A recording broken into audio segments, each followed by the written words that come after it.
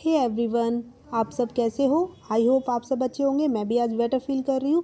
2-3 दिन की तबीयत के बाद आज थोड़ा सा सुधार है, तो सोचा चलो मैं अपने व्लॉग स्टार्ट कर देती हूँ। नहा धोकर आई थी, कपड़े वॉश कर रही थी, सोचा यहीं से अपना व्लॉग स्टार्ट कर देती हूँ।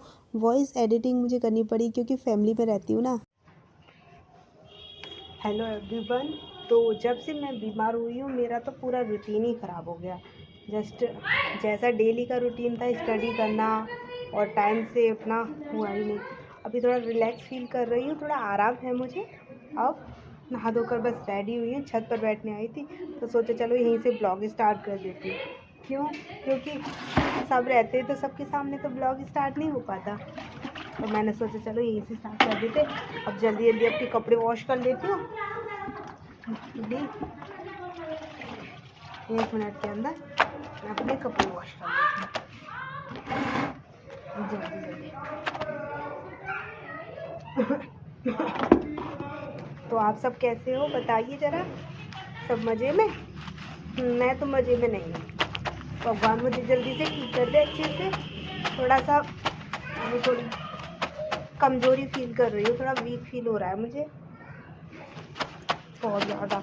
2 दिन के अंदर टाइफाइड बताया था, ब्लड टेस्ट करवाया तो टाइफाइड आया, बट फिर भी मैं हार नहीं मान रही थी। साथ के साथ 1-2 ब्लॉग शॉर्ट्स तो मैं अपलोड कर ही रही थी, जिससे कि मेरी मेहनत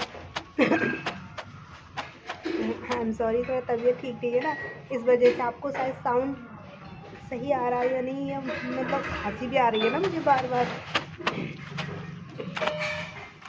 अब थोड़ा रिलैक्स फील कर रही हूँ, बस कंटिन्यू मेहनत करके कुछ करना चाहती हूँ। आई होप आप मुझे सपोर्ट करते हुए आगे बढ़ाएंगे और मेरी मेहनत को सफल बनाएंगे।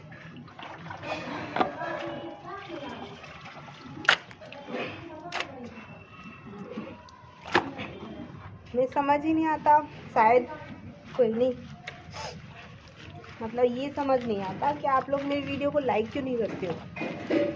मैंने देखा है 200 तक व्यूज़ आ जाते हैं, लेकिन लाइक ओनली 10 आते हैं। 200 में से सिर्फ 10 लोगों को ही मेरी वीडियो पसंद आती है। समझ नहीं आता ऐसा क्यों।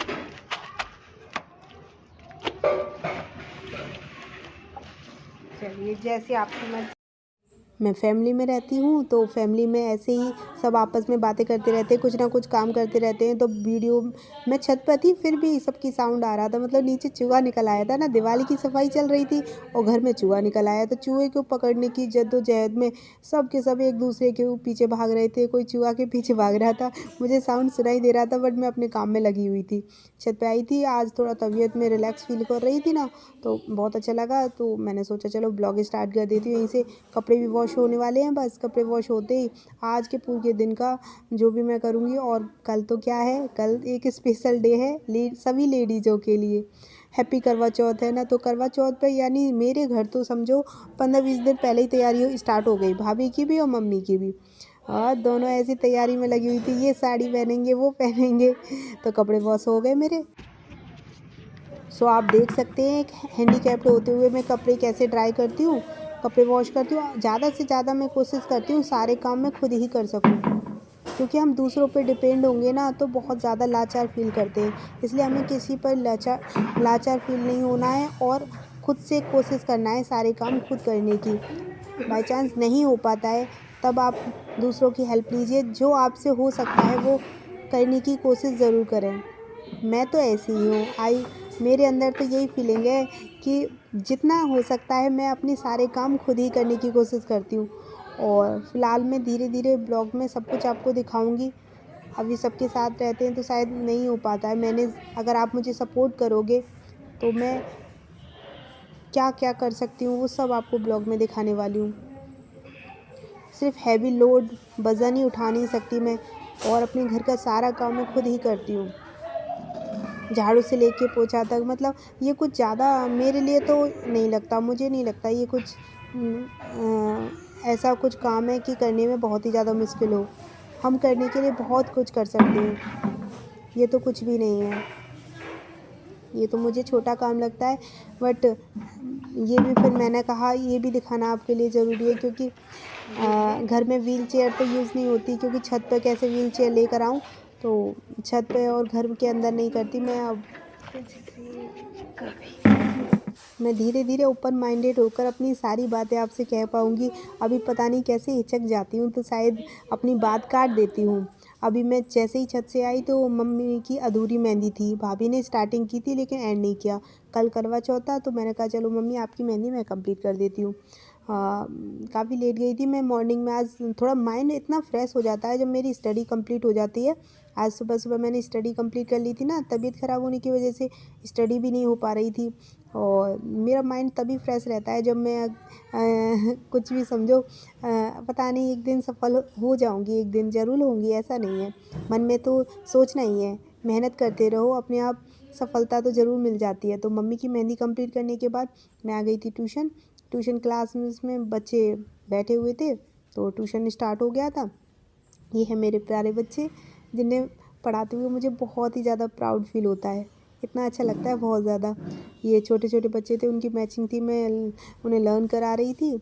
और कुछ बच्चों के एग्ज़ाम कंप्लीट हो गए हैं, हाफ ईयरली एग्ज़ाम, और कुछ बच्चों के एग्ज़ाम स्टार्ट हैं और स्टार्ट होने वाले हैं कुछ बच्चों के। तो कंटिन्यू स्टडी उनकी चलती रहती है कब, क्योंकि अलग अलग डिफरेंट स्कूल से डिफरेंट बच्चे आते हैं और डिफरेंट क्लास के। तो ये है एक बहुत ही ज़्यादा। पार्थ की ट्यूशन पढ़ रहा है हमारा, देखो पार्थ पढ़ाई करो, चलो देखो क्या लिख रहा है हमारा पार्थ, बताओ बेटा क्या है। 1 2 3 एंड 4। कितनी प्रॉपरली वर्क किया है मेरे बाबू ने। और भी करो जानवी,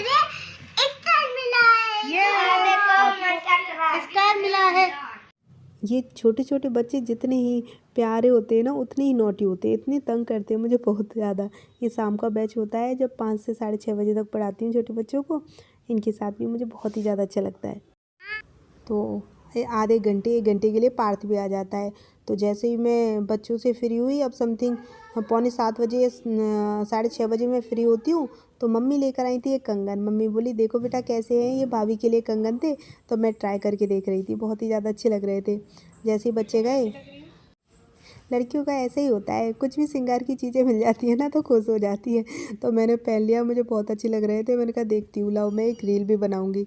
तो ये पहन के मैंने एक रील भी बना ली, बहुत अच्छा लग रहा था पहनकर। तो जैसे ही मैं फ्री हुई उसके बाद खाना पीना खाया, उसके मम्मा खा रही थी, मैंने खाने के बाद दूसरे एंड में भी मैंने मम्मी की मेहंदी कंप्लीट की।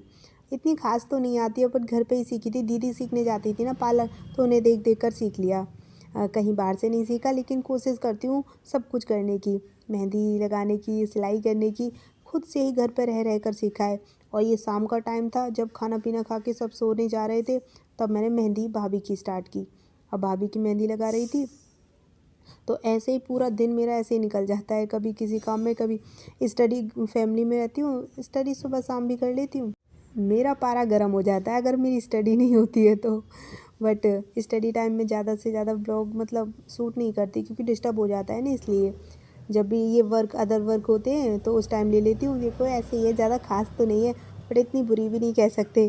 तो ये भाभी की मैं एक 1 हैंड कंप्लीट हो गया, हाफ हुआ, अभी उसे ऊपर साइड लेके जाना है। ये दूसरी भाभी बैठी हुई हैं कि देखो मेरा खाली हाथ है, दीदी आप मेरे नहीं लगाओगे, मैंने कहा लगाऊंगी। मम्मी सो गई थी, तो देखिए आप कितने बज रहे हैं, 11:15, 11:15 बज रहे हैं, लेकिन अभी मेहंदी एंड नहीं हुई। करवा चौथ क्या आता है करवा चौथ पे तो सच में बहुत ज़्यादा। तो भाभी के लगा दी थी, वो चली गई थी शाम को। तो सुबह उठते ही कीप मेरी नज़र आई। मैंने कहा ऐसे कैसे हो सकता है, सबकी मेहंदी लगा दी, मैं अपनी नहीं। हाथ कंट्रोल नहीं रहता पता नहीं क्यों मेरा मेहंदी देखकर। तो ये चाइना की मेहंदी थी, मुझे अच्छी नहीं लगी, लगा तो ली, बट मुझे अपनी हाथों की मेहंदी खुद अच्छी नहीं लगी। और राइट हैंड पे फिर मैंने लगाया एकदम गुस्से में। मैंने कहा चलो ठीक है, सिंपल से राइट हैंड में लगा ली। तो आपको मेरा ब्लॉग कैसा लगा, please subscribe my channel, like and share.